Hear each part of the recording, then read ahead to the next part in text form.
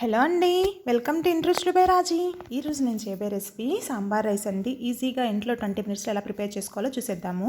దీనికోసం నేను ముందుగా హాఫ్ కప్ రైస్ ఇంకా హాఫ్ కప్ కందిపప్పు తీసుకున్నాను. అంటే రెండు కలిపి 1 కప్పు క్వాంటిటీ తీసుకుని నీట్గా వాష్ చేసి పెట్టేసుకున్నాను. ఇప్పుడు 1కి 3.5 కప్పుల వాటర్ పోసుకుందాము. ఇలా పప్పు ఇంకా రైస్ కలిపి ఉడికించుకోవడం వల్ల సాంబార్ రైస్కి మంచి టేస్ట్ యాడ్ అవుతుందండి. దీనిలో ఇప్పుడు హాఫ్ స్పూను పసుపు ఇంకా 1 స్పూన్ సాల్ట్ వేసుకొని లిడ్ పెట్టేసుకొని 4 to 5 విజిల్స్ వరకు ఉడికించుకోవాలి. మెత్తగా ఉడికించుకోవాలండి సాంబార్ రైస్కి. నేను ఒక పెద్ద నిమ్మకాయ సైజ్ చింతపండు తీసుకొని దాన్ని వేడి నీటిలో నానబెట్టుకున్నానండి. ఇలా సోక్ చేసేసుకొని పక్కన పెట్టుకున్నాను.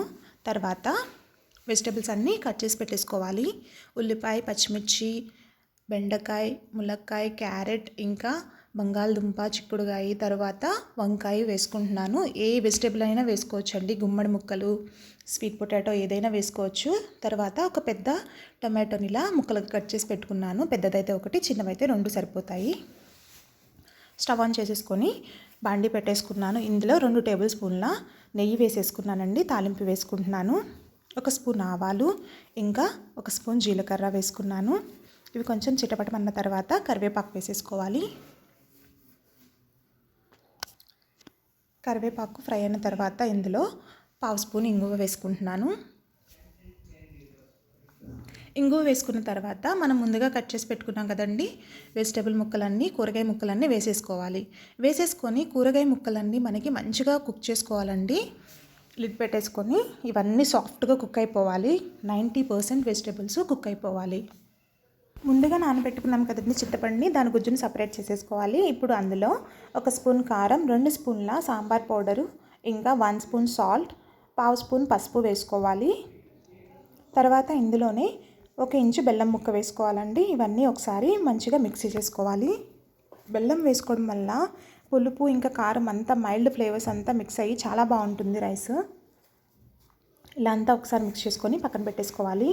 తర్వాత మనం ముందుగా కుక్ చేసుకున్నాం కదా ఇంకా రైసు ఇంకా పప్పు కలిపి, అది ఇలా మెత్తగా కుక్ చేసుకోవాలి. చూడండి, ఈ కన్సిస్టెన్సీ ఉంటే బాగుంటుంది సాంబార్ రైస్కి.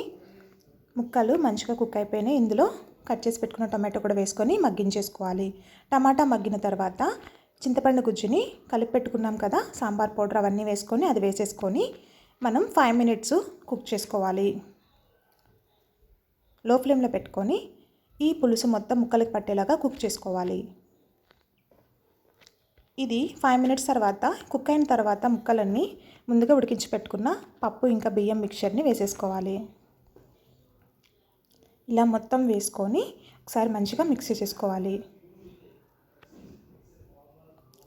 మిక్స్ చేసుకున్న తర్వాత ఇది కొంచెం థిక్గా ఉంటే కనుక ఇలా హాట్ వాటర్ని యాడ్ చేసుకోవాలండి. చల్లటి నీళ్ళు వేసుకోవద్దు, టేస్ట్ బాగుండదు. కొంచెం వేడి నీళ్ళని వేసుకుంటూ మిక్స్ చేసుకోవాలి. మనకి కొంచెం ఇది థిక్గా కాకుండా లూజ్ కన్సిస్టెన్సీ ఉంటే బాగుంటుంది. సాంబార్ రైస్ ఎప్పుడైనా లూజ్గా ఉండాలి. తినేటప్పుడు ఇది ఆల్రెడీ థిక్గా ఉంటే మరీ గట్టిగా అయిపోతుందండి. ఈ కన్సిస్టెన్సీ మెయింటైన్ చేస్తే బాగుంటుంది సాంబార్ రైస్కి.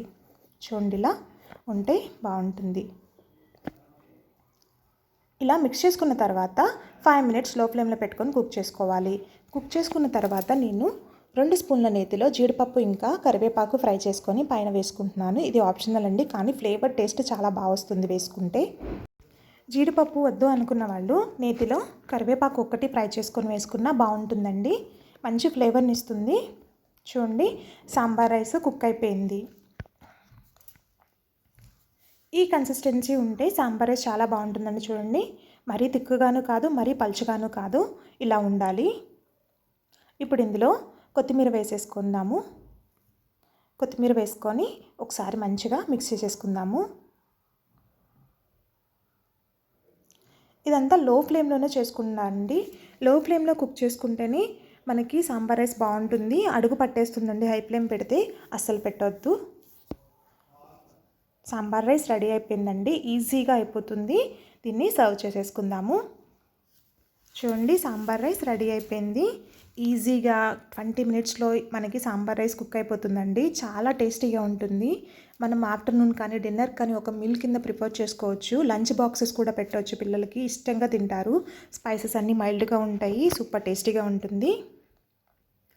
ఎప్పుడు రెగ్యులర్గా సాంబార్ ఇంకా విడిగా రైస్ కాకుండా ఇలా ఒకసారి ట్రై చేయండి. మీరు మళ్ళీ మళ్ళీ చేసుకుంటూ ఉంటారు. Super tasty sambar rice ready అయిపోయింది. మీకు కనుక నా వీడియో నచ్చినట్లయితే please like, share and subscribe my channel అండి. Thanks for watching.